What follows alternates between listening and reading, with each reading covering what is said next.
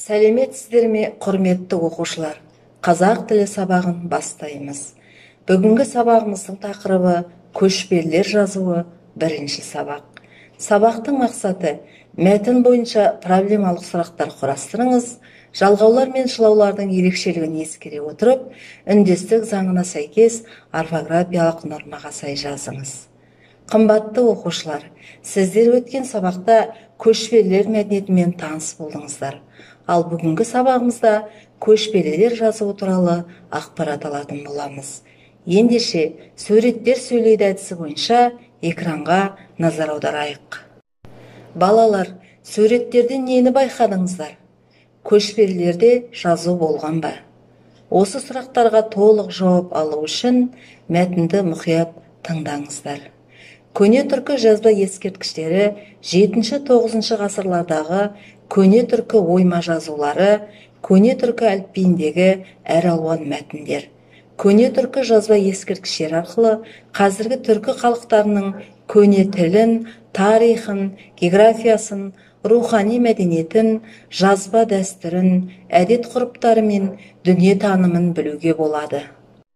Тасмоншақтағы жазу Түркістан облысындағы Бөріжардан табылған моншақтағы таңба. Қазақстан ғылым академиясының тарих, археология және этнография институтының экспедициясы 1968 жылы Бөріжардағы зиратқа зерттеу жүргізгенде бір тізбек моншақ табылған. Тізбеде 32 моншақ бар. 7 кішірек қара моншақ, 7 ірілеу ақшыл моншақ, 17 қызыл күрең сарғыш моншақ, біреуі 4 бұрышты аспан түсті көк моншақ. Басқа моншақтардан ірілеу, дөңгелек моншақтың бір шеті тегістеліп, көне түркі әліпбиі үлгісімен ес, сек, үс деген 3 сөз жазылған.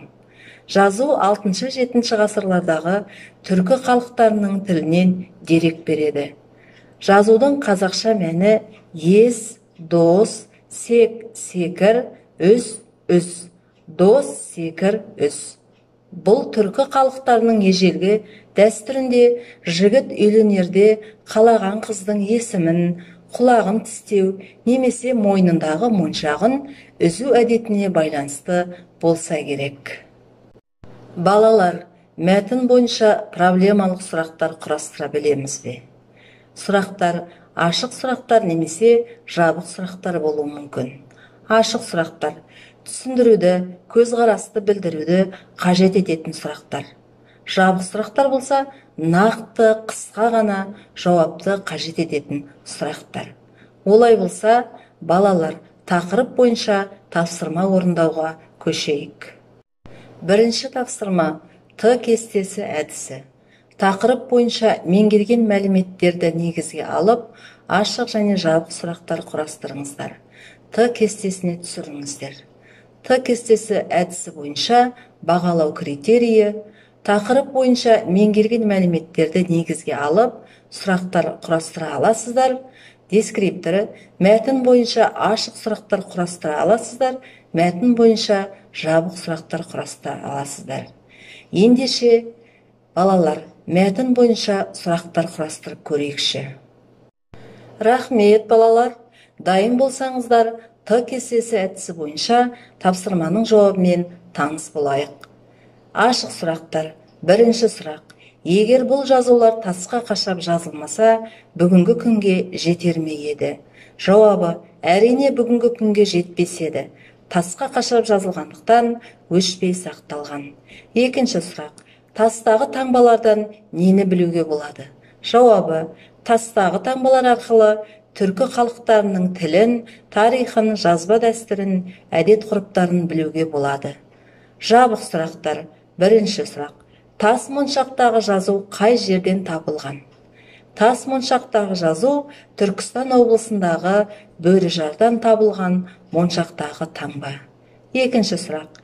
Тас моншақта көне түркі әліпбиі үлгісімен қандай сөздер жазылған?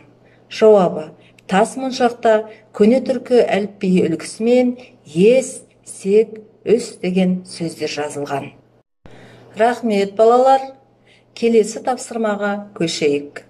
Кім жылдам әдісі?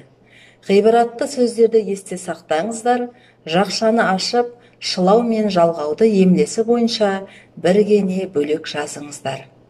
Ана тіліміз сол тілді жасаған, жасап келе жатқан халықтың баяғысында, бүгінгісінде, болашағында танытатын сол халықтың мәңгілігінің мәселесі. Ғабит Мүсірепов. Анамыздың ақ сүтімен бойымызға тарыған тілімізді ұмыту, ата-бабамызды, тарихымызды ұмыту. Бауыржан Момышұлы. Тілі жоғалған ұлттың өзі де жоғалады. Ахмет Байтұрсынұлы.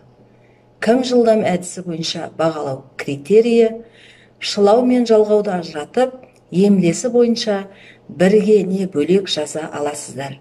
Дескрипторы: шылау мен жалғауды ажырата аласыздар, шылауларды емлесі бойынша жаза аласыздар, жалғауларды емлесі бойынша жаза аласыздар. Іске сәт балалар, тапсырманы мұқият орындайық. Балалар, кім жылдам әдісі бойынша тапсырманың дұрыс жолымен таныс болайық. Бірінші сөйлемдегі жақша ішіндегі да, де, да шылау болғандықтан бөлек жазылады. Екінші сөйлемдегі жақша ішіндегі мен, ды жалғау болғандықтан бірге жазылады. Үшінші сөйлемдегі жақша ішіндегі де шылау болғандықтан бөлек жазылады.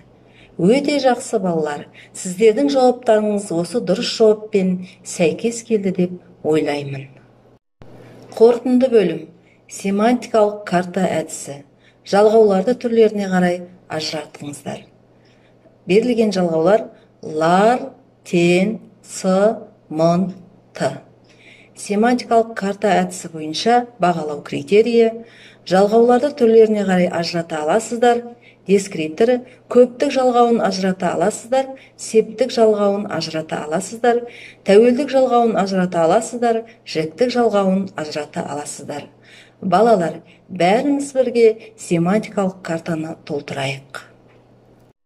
Семантикалық карта әдісі бойынша тапсырманың дұрыс жауабы: жалғаулар: лар көптік жалғау, тен септік жалғау, сы тәуелдік жалғау, мын жіктік жалғау, ты септік жалғау. Жарайсыздар балалар, сіздер бұл тапсырманы өте жақсы орындады деп ойлаймын. Оқушылар, бүгінгі сабағымызда көшпелілер жазуы және көне түркі ескерткіштері туралы ақпарат алдыңыздар. Шылаулардың өзіндік ерекшелігін білдіңіздер. Олай болса, үйге тапсырманы дәптерлеріңізге жазып алыңыздар. Үйге тапсырма: түрлі дерек көздерден Енесей, Талас, Орхон ескерткіштері туралы оқыңыздар. Оқыған мәліметтеріңіз бойынша жинақы мәтін жазыңыздар. Осымен бүгінгі сабағымыз аяқталды. Қош сау болыңыздар.